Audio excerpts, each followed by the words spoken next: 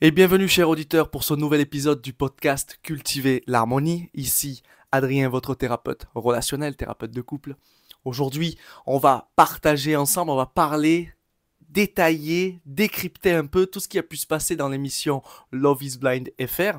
J'avais envie, moi, en tant qu'accompagnant pour les couples, pour les hommes dans leurs relations, en tant que thérapeute de couple, vous partager des points clés essentiels qui ont tendance à freiner notre évolution, notre épanouissement avec les dates, vos futurs dates, nos futurs dates, peu importe.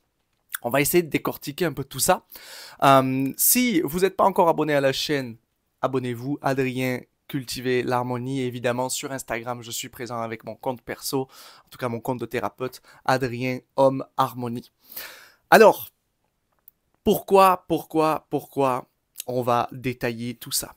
Ce qu'il faut comprendre, c'est que l'émission Love is Blind a été extrêmement intéressante parce que c'est vraiment un peu une pépite sociale, voilà, qui nous a permis de voir concrètement des comportements qui étaient propres à beaucoup de gens, en tout cas aux Français, parce qu'il faut comprendre que cette émission, elle est internationale, d'accord? Et il y avait tellement de choses à dire sur certains comportements, de décryptage, de notions importantes, que je voulais réagir, j'y arrivais pas parce que j'avais pas de matos. En plus, là, j'ai un petit souci de caméra, donc la qualité elle est pas folle.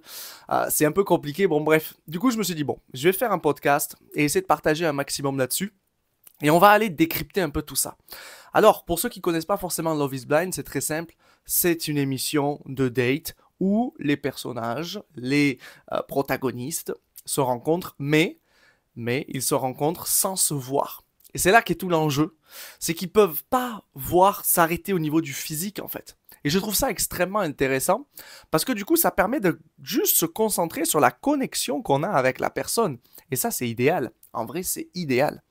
Donc dans l'émission ils se rencontrent plusieurs fois, etc. Mais sans jamais se voir et puis à un moment donné ils se choisissent. Évidemment après ils doivent se marier, etc. C'est toujours dans l'excès un peu mais ça fait vendre. Bon, ça c'est le principe de base de l'émission. Mais justement, il s'en passe tellement des choses que c'est extrêmement passionnant et ça nous montre beaucoup de leçons à en tirer vis-à-vis du comportement de certains. Et pour commencer, moi je voulais voir dans un premier temps une des candidates qui a fait un peu grand bruit, ça a été Tatiana.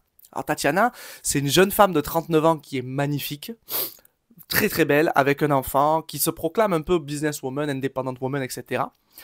Mais le problème avec Tatiana, c'est que c'est une femme indépendante. Et on va y revenir après de pourquoi c'est un problème ça. Parce que beaucoup de gens pensent que c'est bien d'être indépendant, mais ils vont vite se rendre compte quand je vais vous expliquer le pourquoi du comment, qu'en fait, c'est toujours par rapport à une réaction qu'on est indépendant. C'est pas un vrai choix, entre guillemets. Et le problème avec Tatiana, c'est que quand on voit en fait à un moment donné le conflit avec Yannick où elle lui demande de partager, etc., c'est assez particulier parce que ces femmes-là qui se proclament un peu businesswoman, indépendantes financièrement, etc., eh bien au final on se rend compte qu'elle n'hésite pas à mettre toutes ses insécurités financières sur le dos de son compagnon qu'elle avait rencontré, avec qui ça se passait très très bien. Et elle lui dit clairement, je veux pas baisser mon niveau de vie, si je fais faillite, c'est toi qui vas devoir subvenir à nos besoins. Dans la tradition de mon pays, de ma famille, de mes origines, c'est comme ça, c'est l'homme qui doit subvenir aux besoins de la femme. Et je trouve que c'est assez paradoxal, parce que d'un côté, je me proclame indépendante financièrement, etc., mais de l'autre, je suis complètement dépendante au final de la sécurité financière que mon homme va m'apporter. Il n'y a pas de logique là-dedans. Et c'est là où je veux en venir par rapport à cette histoire d'indépendance. C'est que si vous rencontrez quelqu'un qui n'arrête pas de vous répéter « mais moi je suis indépendant »,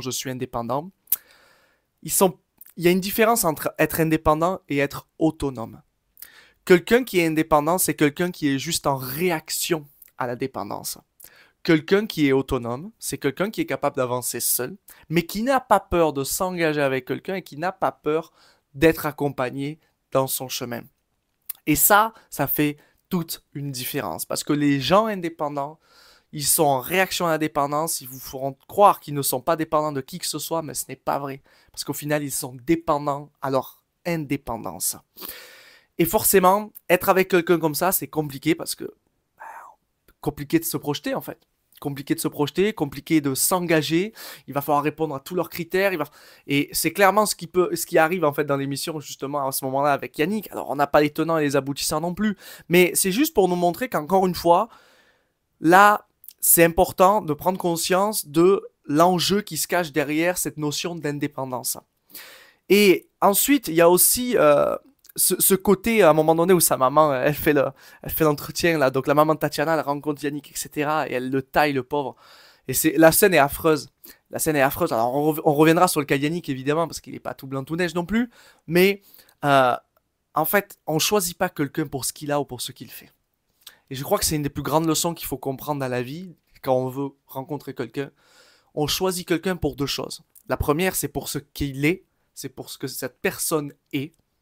Et la deuxième, encore plus importante, c'est pour comment on se sent quand on est avec cette personne. Si vous vous sentez extrêmement bien avec cette personne, auprès de cette personne, c'est très bon signe. Le reste, ce qu'il fait, ce qu'il a, c'est superflu. Dans la limite, évidemment, c'est sûr que si vous vous sentez bien à côté d'un repris de justice qui fait des dingueries, là c'est autre chose, d'accord? On part pas dans les excès, mais d'une manière générale, il ne faut pas se concentrer sur ce qu'une personne a ou ce qu'elle fait. Le plus important, c'est l'être, c'est le besoin. Comment elle est cette personne? Qu'est-ce qu'elle dégage comme valeur? Qu'est-ce qu'elle représente? Qu'est-ce qu'elle incarne?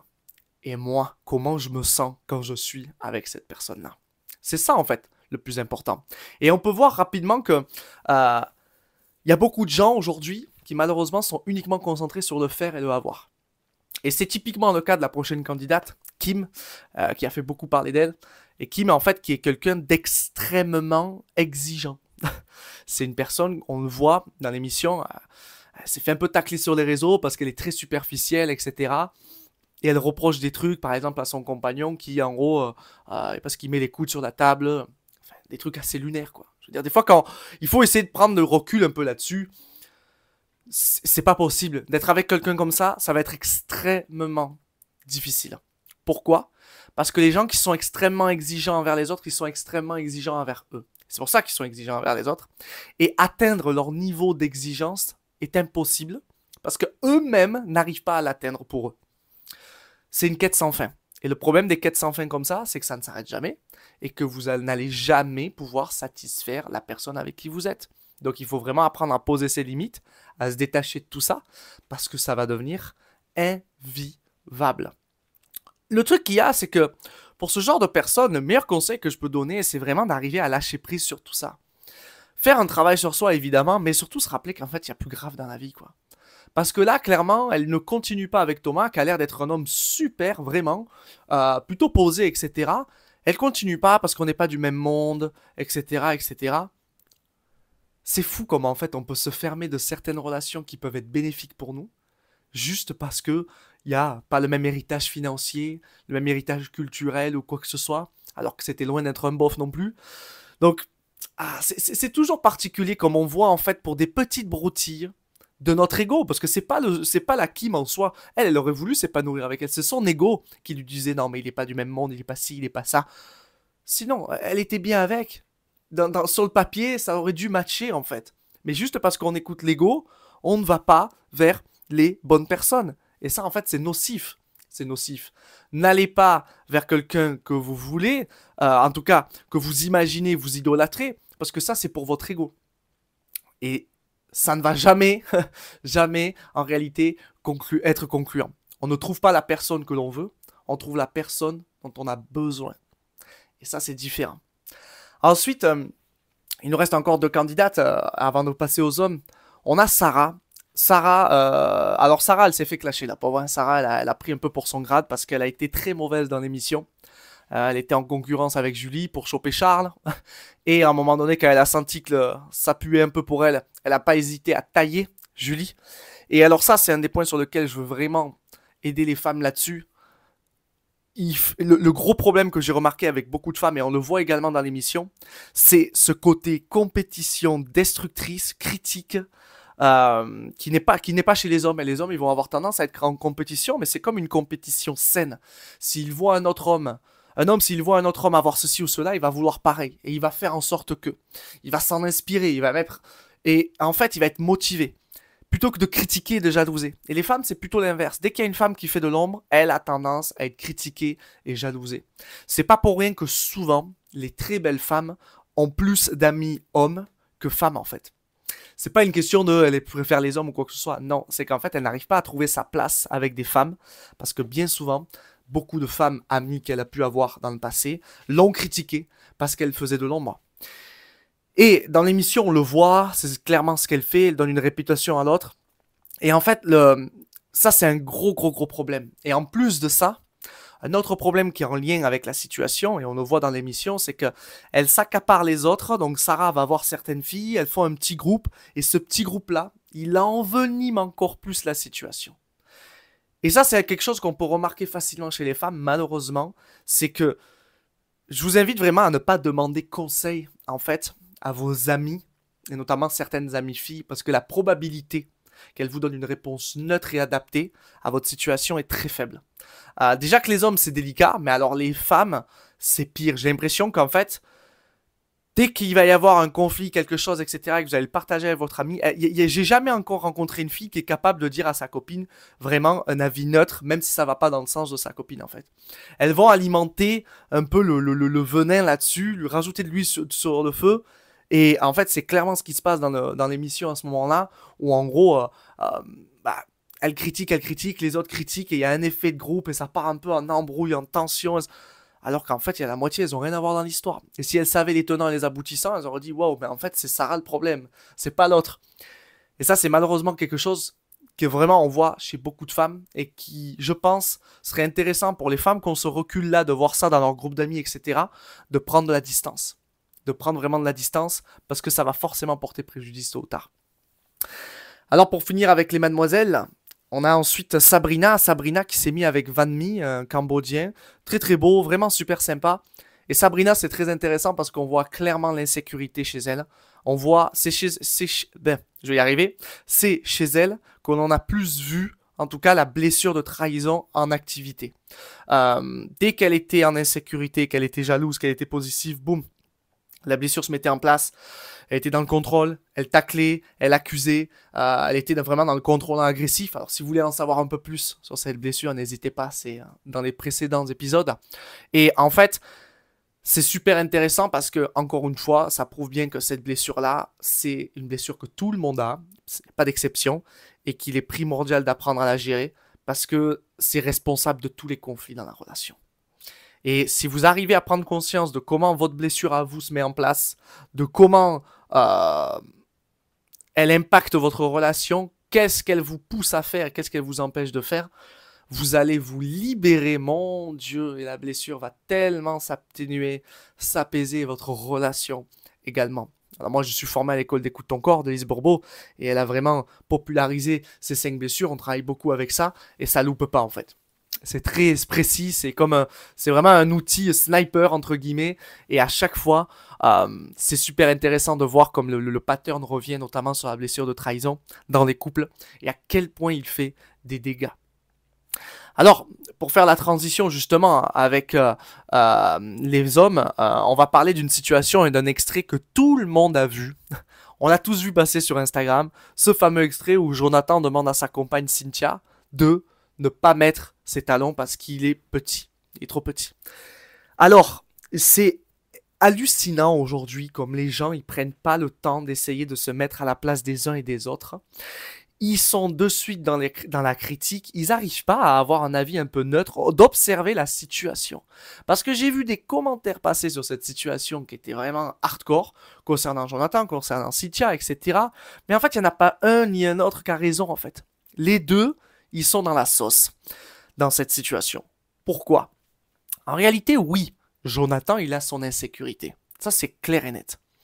Mais la manière dont il la partage est très maladroite, et en plus de ça, on voit qu'il n'arrive pas à la gérer lui-même. Parce qu'il pourrait s'en foutre, en fait, qu'elle soit plus grande que lui. Mais pour l'instant, c'est trop douloureux. Inversement, on a Cynthia, qui, elle, s'écoute, elle veut mettre les talons, mais en même temps, renvoie la balle à l'autre. Et donc, la question, en fait, à un moment donné, c'est pas une question de savoir qui c'est qui a tort, qui c'est qui a un red flag ou pas, parce que tout le monde sort ce mot à tout va. C'est de savoir, ok, on est un couple là, comment on va gérer cet obstacle qui est l'insécurité de mon compagnon à ce moment précis. Parce que c'est pas à toi, Jonathan, qui a un problème, c'est nous qui avons un problème. Si vous essayez de décharger l'insécurité de l'autre et de vous dire c'est pas moi, je m'en fous, c'est lui qui doit gérer ça, mais ça va rien arranger. Au contraire, ça va être pire. Donc en fait, dans la situation, c'est important de se dire, ok, là, il aurait fallu mettre les choses à plat pour eux et dire, ok, si moi, Cynthia, je m'adapte à lui, est-ce qu'à un moment donné, il va pas essayer de gratter de plus en plus parce que son insécurité ne sera pas travaillée? Ou est-ce qu'à ce moment-là, aujourd'hui exceptionnellement, je m'adapte, mais la prochaine fois, par contre, on s'engage à ce que je ne m'adapte pas? Inversement pour Jonathan, est-ce que je suis capable de pouvoir partager ça un peu plus intelligemment? Et surtout, après derrière, travailler sur mon insécurité de mon côté, en étant accompagné ou autre. Parce que là, cette situation, elle est à l'image de tout le couple. Et à un moment donné, c'est les rôles qui s'inversent. C'est Cynthia qui demande par rapport à ses ex. Et pareil, grosse blessure de trahison, contrôlante, ça commence à accuser, à agresser. Et en fait, là, c'est un jeu de guéguerre où en fait, personne ne va gagner. Je le rappelle, on ne gagne jamais contre l'ego de l'autre. Ça ne sert à rien. Donc, il vaut mieux lâcher l'affaire très rapidement parce que ça ne changera rien. Pour enchaîner du coup avec les hommes, on a maintenant Vanmi, qui est l'homme un peu le plus sain d'apparence dans l'émission en réalité, et qui est en couple avec Sabrina, cette fille qui a beaucoup d'insécurité, etc., malgré qu'elle soit quand même très belle. Et ce qui est intéressant, c'est que Vanmi, comme certains autres, notamment Thomas, même Yannick, pour résumer avec ces trois-là, c'est que c'est des hommes qui sont plus hauts que feu. On voit bien dans l'émission que c'est pas eux qui portent entre guillemets la culotte, c'est-à-dire qu'ils vont vraiment, qui ont plus de contrôle dans la relation, etc. Ils sont plus malléables, ils s'adaptent. C'est ni mal ni mauvais en réalité. En fait, c'est chacun a son caractère et il faut arriver à jouer avec ça en fait. Maintenant, le souci pour ces hommes-là, c'est qu'ils vont avoir tendance à s'écraser. Et on le voit dans la situation avec Vanmi où il se fait un peu ronger par Sabrina. Et en fait, ce genre de relation-là, ces mecs, ils ont peur de s'engager. Et c'est ce qui se passe d'ailleurs. Parce que au moment du mariage, il veut continuer avec elle, mais il veut pas se marier avec elle. Parce qu'il sait très bien, il sent qu'en fait, elle a un contrôle de fou sur lui et que ça va être nocif. Donc, le problème de ces mecs-là, c'est qu'ils ont un gros problème. Le problème de ces gens-là, c'est qu'ils ont un gros problème pour partager, à s'ouvrir, à oser dire les choses, mais également à oser s'affirmer et poser des limites, en fait. Et le souci qu'il y a, c'est que vu qu'ils voient, en fait, qu'ils se font un peu ronger, ils vont pas forcément s'engager ou se projeter avec leur compagne, ce qui va réveiller encore plus de tension dans la relation. En fait, c'est vraiment un cercle vicieux de fou. Ils n'arrivent pas à s'affirmer parce qu'ils ont peut-être peur du conflit, etc. Certainement parce qu'ils ont vu, étant petits, qu'il y avait des conflits dans leur famille, notamment parents, papa, maman, etc. Donc ils se sont dit, il faut surtout pas que je reproduise ce schéma-là, mais ils ne se rendent pas compte qu'en ne posant pas de limites, c'est là en fait qu'il va y avoir des tensions. Tout simplement. Et on le voit pour lui, on le voit également pour Thomas, qui est avec Kim, on le voit également pour Yannick, qui est très dans le... Je me laisse vivre un peu dans la relation, etc. Il prend des rendez-vous, il y va pas, après machin. Donc, il y a toujours, en fait, c'est jamais 50-50 dans une relation. C'est toujours 100% pour chacun. Chacun est 100% responsable de ce qui se passe dans la relation. Et si on devait résumer vraiment au niveau des hommes, c'est assez particulier dans l'émission, c'était vraiment ce besoin d'apprendre à s'affirmer, à poser des limites. Bizarrement, dans l'émission, il y avait beaucoup plus de femmes un peu plus impulsives, un peu plus dans le feu que d'hommes. Et à l'époque, je me souviens, c'était pas pareil. Pas à l'époque, il y a des années de ça. Dans beaucoup d'émissions, c'était souvent l'inverse. On avait des hommes qui étaient plus feu et des femmes qui étaient plus haut, qui s'adaptaient. Et là, on voit vraiment que c'est l'inverse. C'est-à-dire que c'est beaucoup d'hommes qui s'adaptent, qui sont plus malléables, etc. Mais il faut vraiment qu'ils apprennent à poser des limites, à poser un cadre et également à partager quand ça ne va pas, à partager ce qu'ils veulent, en fait, juste à s'affirmer, à prendre leur place dans la relation. Parce que tôt ou tard, s'ils ne la prennent pas cette place, quelqu'un d'autre va la prendre, malheureusement pour eux, et où ils vont se faire manger dans la relation.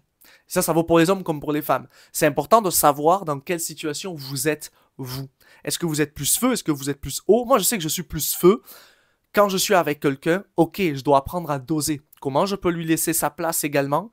Comment je peux arriver à m'adapter, à des fois être plus haut, à cultiver ce côté haut, et l'autre, qu'elle apprenne à cultiver son côté feu. C'est important d'en prendre conscience. Mais c'est ni mal ni mauvais. En fait, il y a beaucoup de gens, ils sont là, oui, généralement, les femmes qui sont un peu feu, elles veulent quelqu'un, un homme qui soit ambitieux, qui soit ci, qui soit ça. Mais en fait, il faut se rendre compte que parfois, c'est même, bien souvent, plus nocif d'être avec quelqu'un du même caractère que soi, que de quelqu'un qui est du caractère opposé. Donc voilà les amis pour ce petit décortiquage de l'émission Love is Blind FR. C'était vraiment intéressant et je pense qu'on a vraiment à apprendre à travers tout ce qu'on peut percevoir dans cette émission sur les comportements, etc.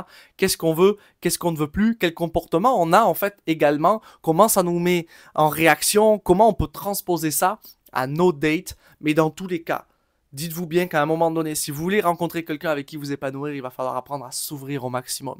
Ouvrez-vous au champ des possibles. Bien souvent, la personne avec qui vous allez partager votre vie est quelqu'un que vous n'aurez jamais imaginé ou quelqu'un sur qui vous ne vous serez jamais retourné dans la rue. Ouvrez-vous au champ des possibles, lâchez prise et c'est là que la magie opère. Encore une fois, je le répète, on ne trouve pas la personne que l'on veut, on trouve la personne dont on a besoin. Je vous dis à la semaine prochaine pour un nouvel épisode du podcast Cultiver l'harmonie. Bye bye.